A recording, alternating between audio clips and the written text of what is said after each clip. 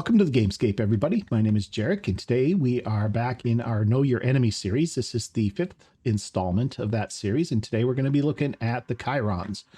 I've spawned in every single Chiron that's in the map, and so you can see them all lined up here. I've kind of grouped them up into 3 different groups. This front row are the ones that have the worm launchers. The second row are the one that launch goo bombs, and the third row are the Chirons that launch blast damage or acid damage attacks. Taking a look at these guys, pretty plain to see right away. They have different legs. And so there's actually 4 different types of legs. The first one, if we kind of zoom in just a little bit here on this guy, he's got the agile legs. They're the skinny ones that are pretty smooth. Okay. And then the other ones that are similar to that are this guy in the back, who's got the skinny legs as well. But if you look at them, they're a little bit more jagged. They've got kind of some barbs and stuff on them here. So those are the burrowing legs. The 2 are pretty much the same thing. The burrowing legs have slightly more hit points than the agile legs, but other than that, they seem to be pretty much exactly the same. Both of them give 32 speed. They're not particularly heavily armored, and they're not particularly difficult to destroy. They have 20 armor and I believe 120 health per leg, and it does reduce their speed per leg as well if you take out their legs. The second set of legs are these big ones here. These are the heavy legs, or the melee legs. These actually have a melee attack. They grant a speed of 12, which is very slow. And then the third set of legs are these more rounded ones, fat rounded ones. They're the stomper legs. They're very similar to the stomp leg mutation that you can get for your soldiers. They do a 600 shock damage stomp that in a 10 tile radius, and then the farther away you are from it, the less damage you take. So that damage diminishes as the shockwave goes out, basically. So farther away is good, up close, not so great. There are abilities attached to some of these legs too that don't seem to work, and I don't know if they ever worked, or maybe they've disabled them because they were too overpowered and didn't change the descriptions or what. But there's 2 abilities that these guys have that I don't think I've ever actually seen them use. So the agile legs are supposed to give the Chiron the jump ability, similar to what the Chiron has, where it can jump 10 tiles and destroy everything in its path. I don't think I've ever seen one use that, and we don't have the option to activate it anywhere. So he can just launch his worms, and really that's it. The other one is the standard stance versus the stability stance. All of them have this icon to enter standard stance. It doesn't seem to do anything. And the burrowing legs are supposed to give the Chiron the ability to enter a stabilized stance, which increases its accuracy by 50% and changes the burst of its fire from 3 to 5 shells, but the Chiron can't move. But again, I don't think I've ever seen that actually happen. I think they disabled it. It probably used to be there and it no longer is, because 5 bombs coming at you at once is, I've done that with heavies before, and it's devastating. Get a heavy with a grenade launcher, get boom blast going, and keep feeding action points to them with onslaught. Start launching 5-6 grenades at something. It's just absolutely devastating. And it's really good that these things don't seem to be able to do that to your soldiers like they maybe used to be able to. I don't know if that ever worked or not. But right now, there is no option to plant him into his non-standard stance. And I was testing this a little bit. If you click the button here, it spends the action point, but it doesn't change anything. And so I think that ability is gone, but it is listed. If you look at the leg and you target it, like for instance, this one, the rear leg here, it says if you destroy this leg, at the very bottom, it says remove ability jump. Well, he doesn't have jump. There's no way to make him jump. So I don't know. Like I said, they probably used to have it and they took it away or something like that. I don't know if it's a bug or if it was intentional or whatever, but they are listed. They're not working apparently. So good for us, bad for them. The Smaragdus, which is the guy back here with the crystals on his torso, he's kind of the prime, I guess, of the different Chirons. And he's got a couple of things that the others don't have. So if we take a look at this guy, the first thing he has is he's got virus resistance, which means if you're hitting him with viral weapons, he's going to take half damage to that. It just makes him harder to put his willpower down. with virus weapons. It's really not that great of an ability for these guys because they don't really spend wood points on anything. We'll talk about that in a minute too. The other thing this guy has that can be a problem, though, is this ability to supercharge, living crystal supercharge. Basically, every time you hit this guy, he gains a 5% damage bonus to his next attack. And that's per hit, not per attack. So if you're shooting machine guns or assault rifles with burst fire at this guy, every bullet that hits him is going to give him a stack of this living crystal supercharge, and it's going to give him a 5% damage bonus. So that can add up quick when you start considering their health and their armor and how much damage you have to pump into these guys to get them taken down. So you do have to kind of be a little bit aware of that. And so that's a thing. It's only the Smaragdus that does that, though. The rest of them don't have that ability. So that's kind of a general overview of them and kind of some of their body part differences. Let's kind of start taking a look at their general stats. Hit points on these guys are quite high. 740. I think the weakest one is this one, the Chiron Asteria, and then the Chiron Typhon. Both of them have 690. That's the weakest. The rest of them go up from there, 740 up to 1,000 on these guys. The ones in the back with the actual damage launchers are a little bit weaker than the others. So 690, 820, and then I think 820 on even the Smaragdus. Yeah, he's got 820 as well. These guys 920 and 1,000, just like the guys in the front. So they have a lot of hit points, and they also have decent armor. If we take a look at these guys, even these light ones, 40 armor on the abdomen, 20s on the legs, 30 on the torso. All of them have 0 armor on the head. That's kind of one of their weak spots. We'll talk about that in a second. None of them have armored heads, but the head's not very big, and so it's not that big of a deal for them usually. Another one of their big strengths, besides their high HP and their heavy armor, is the ones that have the stability legs or the the agile legs or the burrowing legs. They're fast. They have a speed of 32, and so that's significant speed. They're going to get to you. They're going to be able to do whatever they want. They can evade you. They can do a lot. They can even take an 8-tile move and still fire their still launch their weapon, whatever it happens to be. So they're pretty quick. Now, they're not particularly dangerous to you up close because they don't have any kind of melee attack or anything, but they're good at scurrying away and hiding and stuff like that if they need to. The third strength that these guys have is the extreme range on their weapons. So all of these guys have an effective range of 40 on their weapons. That's almost the entire map in most cases. They are able to launch 3 projectiles every shot into a fairly tight group at a pretty long range. Now they do deviate, right? They're not perfect hits. They're going to deviate somewhat, but you might get hit by 2. And if you're really unlucky, you might get hit by 3 of their damage projectiles. Now the worms themselves, less of a threat, right? You can deal with the worms. Although I will tell you that if the worm hits you, it does do some amount of shock damage. It's 120 shock damage if it hits your soldier.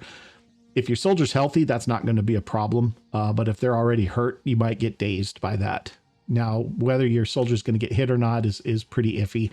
Like I said, they're not particularly accurate. They do deviate quite a lot, but it does happen from time to time. And with 3 of them coming at you at a time, and especially if your soldiers are grouped semi-tightly, it can happen. So that's just something to know. It's not a big threat, but it can happen. So it might not hurt to spread out just a little bit against these guys.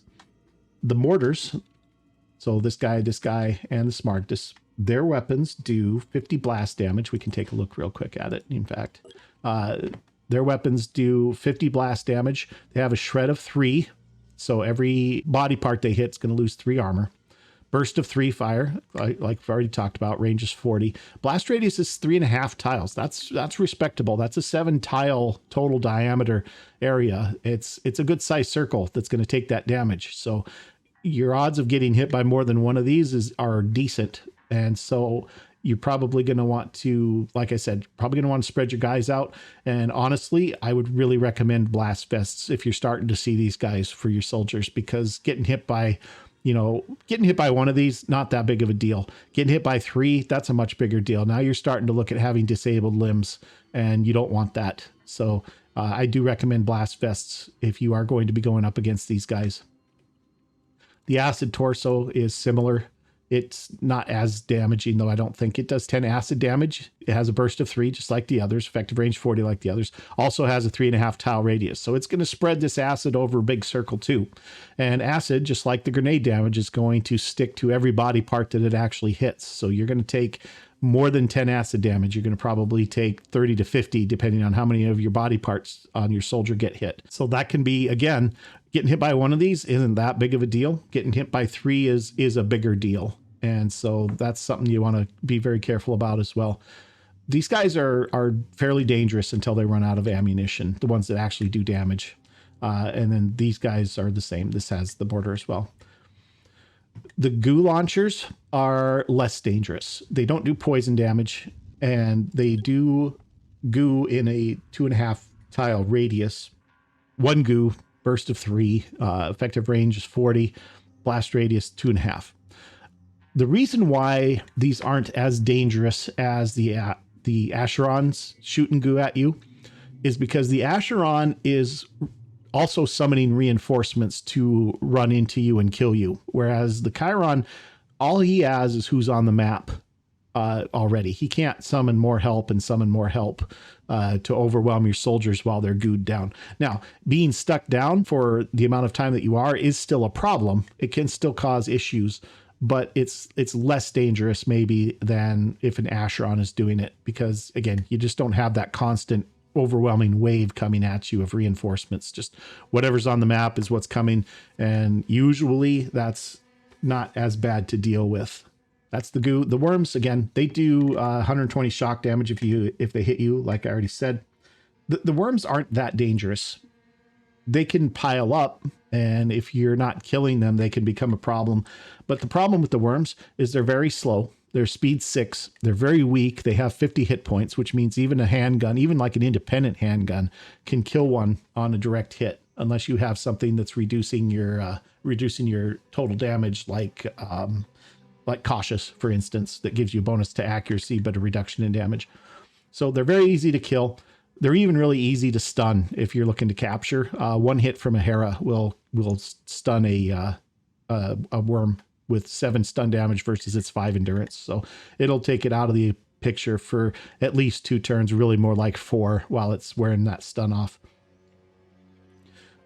But the thing is, you do have to deal with them. You can't just let them build up unless you're planning to just run away from them, in which case there's not a lot they can do. They only have a speed of 6, so it's not like they can move very far. The thing to watch out for, though, is it does not cost worms any action points to explode. So they can move their full distance and then explode. And so the explosion radius on that is 2.5 or 3 tiles. I don't recall which. So I think it's 3, actually. And so they can get you from about 9 tiles away. So you do need to make sure you're far enough away from them that they're not going to get you. But that's really about it for the worms. They're more of a nuisance than a real threat, but they do take your resources, and they do take your action points to deal with when you could be doing more against the other enemies that are on the map, like the Arthrons, the Tritons, etc. Let's talk about weaknesses. They have very low perception. They have a 20 perception. They're as blind as the Arthrons are. They can't see anything on their own. Now, that's not a huge weakness, because as soon as something else sees your soldiers, they know you're there too, and they can start launching. But there is a good chance that you're going to spot them before they can see you. And if that's the case, then you can do something about them. And you can start working on taking them down before they have eyes on you. You might get a good free round of shots at them, something like that. They don't have anything to spend will points on. And why is that a weakness? Well, because that means their will points that they do have are nothing but a liability to them. They're not helping them in any way, but they can still be panicked. They can still be mind controlled. And so all of these will points that they have do nothing for them, except hurt them potentially. So that's another weakness that these guys have. You can panic them. Now, they have a lot. They have between 34 and 40 will points. But if you get a couple of priests, or you get some virus damage on these guys, that 34 can melt away fairly quickly. It's not too bad to deal with them. And so if you're looking to mind control one, you can definitely do it and start turning their weapons back on their own kind. Third thing, the Chirons with the stomper legs and the heavy legs are really slow. I mean, really slow. Look at this guy, has a movement of 12. he's not going anywhere. He can take a couple little steps and launch his bomb, and that's, or his worms or whatever he's got, and that's about it. And this guy's not much better. He's got a speed of 16 with the stomper legs, which is still really slow. So that's a big problem for these guys. If they can't get away from you, or if they can't even get to you, especially. That's one of the things that really makes these melee legs not a big threat. He can't move far enough to really use them. And so as long as you're cognizant of that, and as long as you're keeping your distance from him a little bit, he can move 6 tiles and then he can attack. That's not very far, right? I mean, this is what, 1, 2, let me select somebody who's got a smaller footprint here. 1, 2, 3, 4, 5, 6. So he could, if you're farther than these 2 away from him, he can't hurt you without shooting at you. So speed of 6 and then attack, not good for him. Another weakness they have, very limited ammo on their weapons. These guys are really only effective for 4 or 5 turns on the battlefield, because that's how long it's gonna take them to expend their ammo. And once they've done that, they're pretty much out of the fight. Now, again, you have the melee guys, you have the stomper guys. They can get, if they get near your troops, they can do some damage, but it's really not usually that big of a deal to stay away from these guys at all.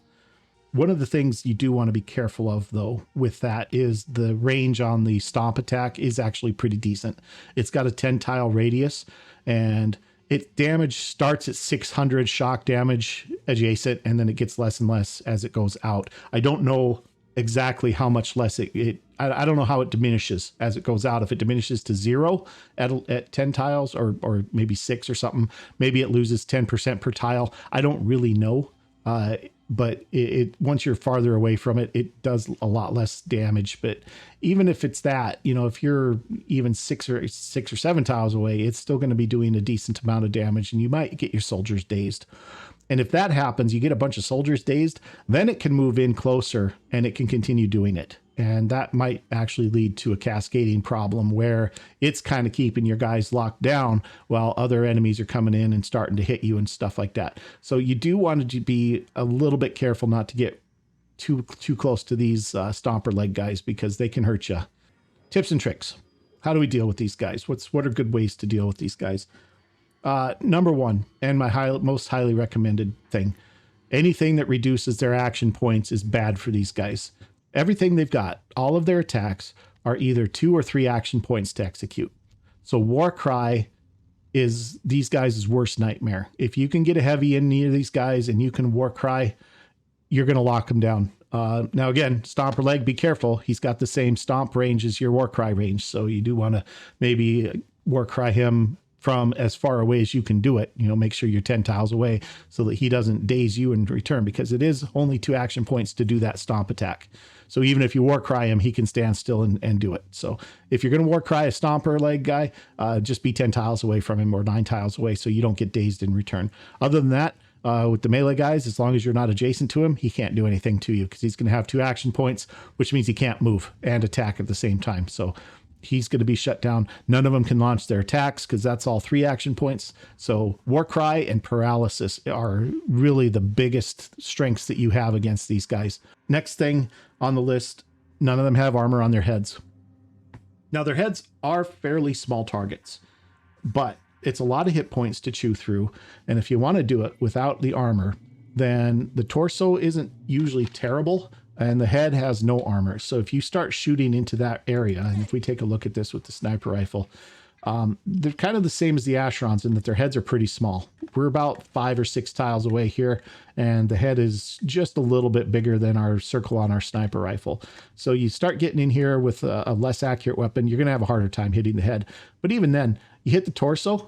Now it's got 30 armor, which is respectable. And I think all of them have 30 armor on their torsos.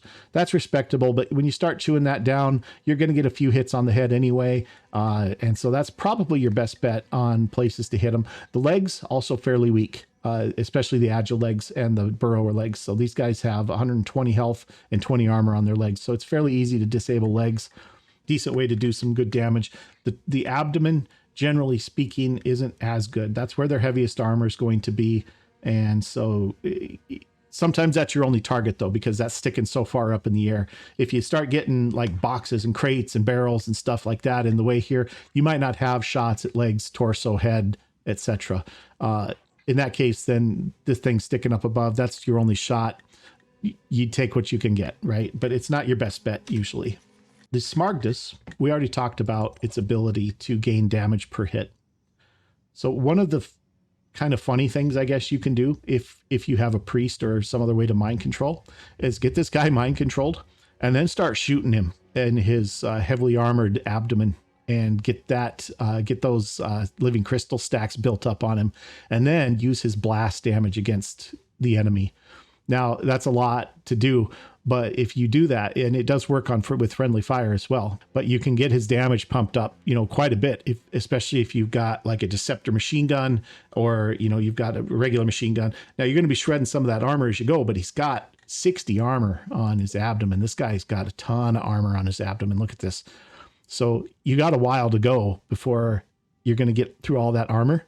And if you just hit him with a handgun, it's not going to do anything. It's just going to make him mad, right? So now that's not a great quick way to get it on there. A PDW might be a better idea, or even an assault rifle. If you get either a Snedrian or a Phoenix Point assault rifle, it's only doing one shred on 6 burst. That's going to shred this armor down fairly slowly, and you're going to get some good stacks built up. So you get this guy built up with a whole bunch of stacks of this living crystal, and then you fire his projectiles at his friends, and that's going to do some good damage. And so that's kind of a fun idea that you can try out. Even then, you're still reducing his hit points as you're pumping him up, probably. So you want to kill him probably sooner or later anyway, unless you're trying to capture him. So let's talk about that. Let's talk about capturing these guys. High hit points means high endurance. And it's a lot of work to get one of these guys captured and get him paralyzed, right? So 820 health on this guy, that's 82 paralyzation damage that you need to do to him. That's a lot when you're doing it 7 or 8 points at a time. The Athena sniper rifle does 16 at a time. Usually you don't want to be using Athenas on things because they do a lot of real damage too. And what you don't want is you don't want to get a bunch of body parts disabled on creatures that you're trying to capture, because you don't want them to bleed out before the end of the mission, right? With these guys, it's less of a big deal because they have such high hit point pools. You can hit this guy with a 50 point attack and it's not going to be a big deal. You're going to get that 16 paralyzation damage on him, and that's going to be fine. So maybe that's what you want, especially at long range, which you're probably going to start out as with these guys. Like I said, getting these guys' as action points down is a great way to neuter them. If he only has 2 action points, he can't launch bombs at you, or he can't fire worms at you, or anything like that. A couple of hits with an Athena rifle will go a long way towards neutering these guys, even early on, even at range. So that's another thing to kind of consider on how to deal with them. But let's say you're just actually trying to capture somebody here. Again, a lot of hit points to chew through, 100 damage, 100 paralyzation damage needed to get this guy taken down. What you can do to get that down a bit is you can disable body parts. Okay. Now, if we take a look at this guy, if we hit him in the torso, 200 damage through his 30 armor. You do have to chew through his armor, but if you do 200 damage, he loses 200 max hit points. That's 20 paralyzation damage you don't have to do to him anymore. And all of these guys are the same on the torso. This is one of the best ratios of damage to endurance loss that you're going to find. It's 100%, right? 200 damage reduces his max hit points by 200. And so if you start looking at some other things, most of the time, like if you look at the head, for instance, okay, it takes 100 damage to disable the head, but it only reduces his max hit points by 20, which means that's 2 points less endurance that he has. That doesn't help you, right? And a lot of times that's the case with these things. 500 to get through the abdomen, it only reduces his max hit points by 20 as well. So for capturing, your best target is the torso, right? Take out the torso. That's going to be 20 more paralyzation damage you don't have to do to this thing. The bleed is only 10. He's not going to bleed out. He's going to last a long time bleeding 10, and you're going to be just fine. The legs are your second best choice. You're getting 120 damage gets you 80 on the agile legs. 140 damage on the burrowing legs gets you 80. So that's minus 8. Endurance is just max hit points divided by 10, guys, if you're not clear on that mechanic. Their endurance is how much paralyzation damage they can take. It's just whatever their maximum hit points is divided by 10. So this gains you 8 paralyzation damage you don't have to do. On the stomper legs, if I can find one through the crowd here, You have 160 hit points to chew through, but that buys you -10 paralyzation damage you don't have to do. Okay. And then the melee, heavy melee legs, same thing. But they're 200, they're heavier, they're harder to bring down. They've got good armor and a lot of hit points, but each one of those is another 12 paralyzation damage you don't have to do. So if you can, if you can take out his torso and a couple of his legs, he's going to be a lot easier to paralyze, right? Even at 1,000, he's going to lose 200 there. He's going to lose 240 more for the 2 legs. So that's almost half of his paralyzation damage you don't have to do. That's much easier to do with 7 and 8 point weapons. Another thing, obviously, if you have to capture one of these guys, bring in an Aspida if you have access to it. That's 40 damage, 40 paralyzation damage all in one hit. Pretty easy to do. A couple of rounds, you're going to have him paralyzed. It's not going to be a big deal. And the Aspida is tough enough to take hits from these stomper legs too, or these melee legs. You'll take some damage, but the Aspida is tough enough that it won't destroy it. All right, guys. So that's going to just about do it for these guys. The problem with these guys mostly is they drain your resources, right? They cost you action points because you have to deal with their worms. They glue you down with their goo bombs, or they're doing acid damage. They're weakening your armor. They're doing actually direct damage. With the direct damage ones, they're probably the worst. You have to worry about losing limbs with these guys. So again, I recommend blast vests if you're starting to see these guys on all of your soldiers. That reduces all blast damage by 50%. Your arms and your legs are going to survive a lot longer if you're only taking half damage. And so spread your guys out. Don't get them too close together against these guys. If they're launching actual direct attacks against the worms, just deal with the worms as they come in. Either paralyze them or just kill them. Have one of your snipers, maybe with a handgun, just on worm duty is a good idea. Or have a heavy just bash them if your heavy doesn't have any better targets to shoot at the moment, which is possible with their short-ranged weapons. Don't let their worms get too close to you. Use Warcry on these guys. Great way to deal with them. If you can jump a heavy in near one of these guys and then Warcry, you've basically just shut him down. He's not doing anything that turn. And it's easy to keep him locked down because the ones that can actually hurt you aren't fast enough to get away from you. And these guys, even if they, move their 16, to try and run away from your heavy, you can catch up. And Warcry's got a good radius. So if you're dealing with something with agile legs, just jump in close to him and Warcry him, and then you can move and Warcry again the next turn or whatever you need to do. With the heavier legs, just stay a little farther away from them, especially the stomper legs. Stay a little farther away so they can't daze you with their stomp attack. And that's going to be about it, guys. Really, they're a nuisance more than they're a danger for the most part, except for the mortars. So just treat them as such. Let them run out of ammo if you need to. Just deal with their worms coming in, whatever. So they're not that big of a deal. And then, once you've dealt with the rest of the enemies on the map, then you can handle, them, or they might just run off the map even. It doesn't really matter either way. That's all I have on these guys. They're fairly straightforward. If you've enjoyed this video, do me a big favor and tap that like button for me. And if you haven't already, please consider subscribing to my channel, and we'll see you in the next video. Thanks for watching.